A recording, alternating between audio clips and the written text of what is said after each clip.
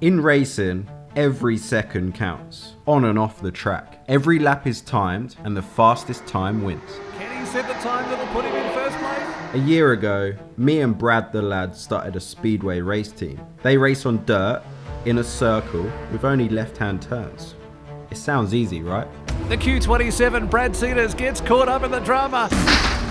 Oh, huge incident, and Brad Sieders is right in the middle of it. Q27 Brad Sieders is pushing for a result, but maybe pushing too hard tonight. After spending some time on the roof reflecting on our decisions, it was clear we needed to reach out for some help. Giving up and doing something sensible sounded appealing, but our mamas didn't raise no quitters.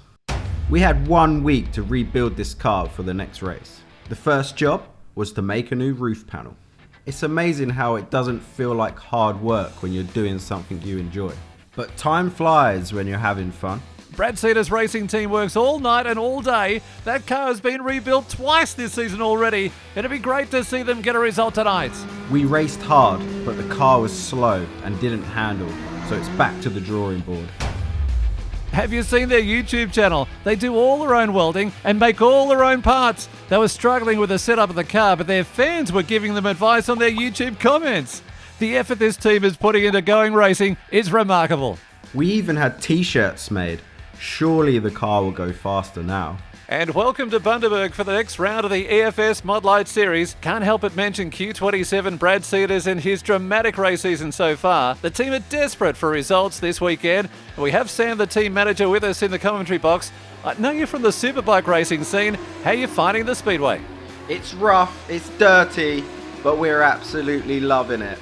I've been going racing pretty much my whole life and I've never had to do anything as challenging as speedway racing. This mod light class is extremely competitive. We're desperate to get out there and get a result. It will do Brad's confidence a world of good, and it will definitely boost team morale after all the hard work that we've been putting in.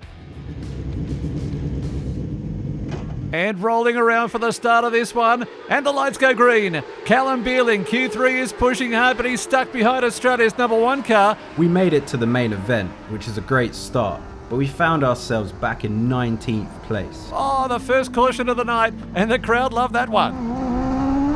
And we are getting ready for the restart. Just as the drivers were getting back into it, there's another caution. Mod Light race cars everywhere. Somehow, Brad managed to avoid all the chaos, and he found himself in 8th place.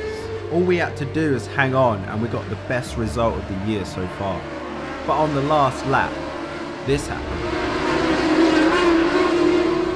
Oh, and that's a big impact. Brad hits the wall. There's no way he can continue with that damage. Brad managed to crawl across the line.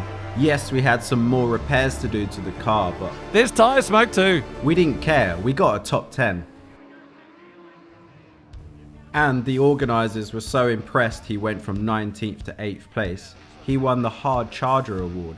Things are looking up for Brad Sieders Racing. Yeah, thanks guys. Cheers. Woo! Oh yeah, that too. Flip the hourglass. We have 1 more week before the next race, and we have plenty of work to do. This isn't a story about winning. This is a story about not knowing when to give up. Some would call us the crazy ones, and others would admire the commitment. But it's just hard work, focus, and having belief in your dream. And if you get all that right,